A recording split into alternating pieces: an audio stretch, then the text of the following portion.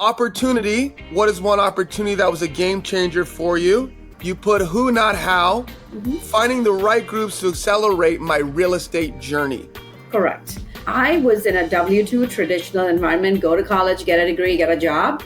Nobody knew about entrepreneurship and getting into real estate or in business. And so I had to find a different room to explore that. And so finding real estate groups, mentorships, connections is what changed the trajectory for me. Yeah, that's so important. I mean, we talk about it. I think you're probably guest. I think this is episode 25.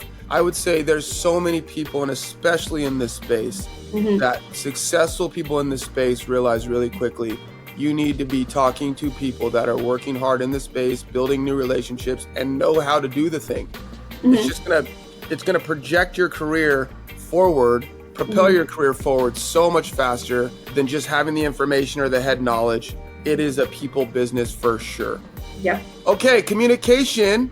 What's your most important communication tip? You speak on stages, you're connected in masterminds, you know a lot of operators across the country. So tell me kind of what, is your communication method and what have you found to be successful in that space, dealing with investors, LPs, GPs, etc. So with investors, I over communicate and I know their level of sophistication. So we give them a summary, but then we put a link to more detailed financials. And I know my engineers, my investors, a lot of them are in the tech space. They love to geek out on numbers. So I have a detailed session with them versus, let's say, my artistry type don't really like math. I give them an overall picture with some, visual graphs, etc. But as far as speaking on stages or podcasts, etc., be useful. Who is your audience? What do they want to learn about? Focus on that.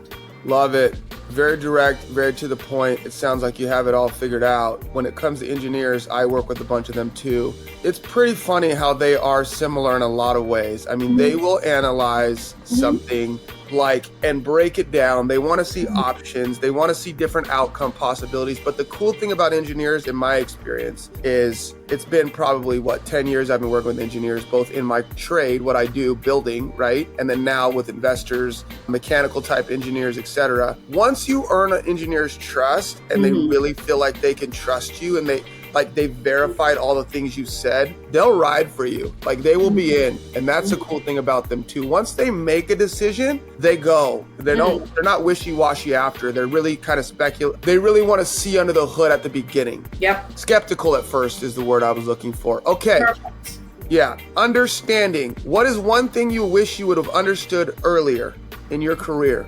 Partnerships, right? Take your time to find your partners. It's a business marriage. Date first, date for a long time. Ask the tough questions. Talk about the future. Talk about what are you going to do during tough times? Who's got the liquidity? Are you willing to put in money instead of going back to your investors for a capital call, right? And how focused are you on the current deal and your current customers who are your investors and your residents versus, the acquisition fee is more attractive. I'm just going to go on to the next deal. Well, if you don't take care of your current deal, you're going to have a bad reputation from your current investors and residents will leave bad reviews and that's going to spiral negatively. So 100%. Make sure you're aligned on your values. 100%. I feel like during the bull rush we had, Sandia, there was so many new GPs popping up, so many operators popping up, and it was all about the acquisition fee. And look, I get it. People have to make money. You need an acquisition fee to keep the lights on. People do this as a full-time job. Yes, you should get paid for that effort. Yes, we're not asking people for money. We're giving them an opportunity to invest in real estate from a tremendous amount of work, effort, and energy that we put in. And for people like you who are doing proper due diligence, look, not all deals are going to go great. Look, sometimes there is going to be problems in the market. That is a fact of life. That's why they call it investing, right? If we won every time, everyone would do it. So there is a level of risk. There is a level of, discomfort at times, but I think the more sophisticated investors understand that.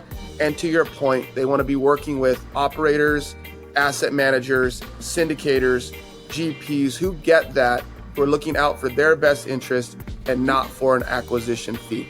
Yeah, you need both. 100%. Success. To what do you attribute your success? Obviously, hardworking, obviously a go-getter, obviously highly intelligent and educated. So what would you attribute your success to, Sandia? persistence. You'll always run into roadblocks, and what worked for somebody else may not work for you, but keep trying, never give up.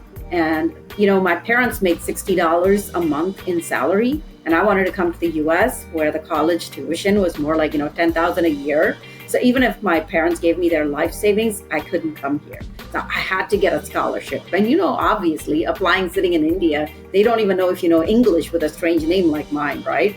So you've got to persist, and all it takes is one acceptance. So don't get bogged down by all the rejections. Focus on positive outcomes. There's always a way. Fantastic. Grit is what I call that. Mm-hmm. And other people too. I didn't invent that word, but I use it quite often. Okay, so let's talk about something that's a little bit difficult.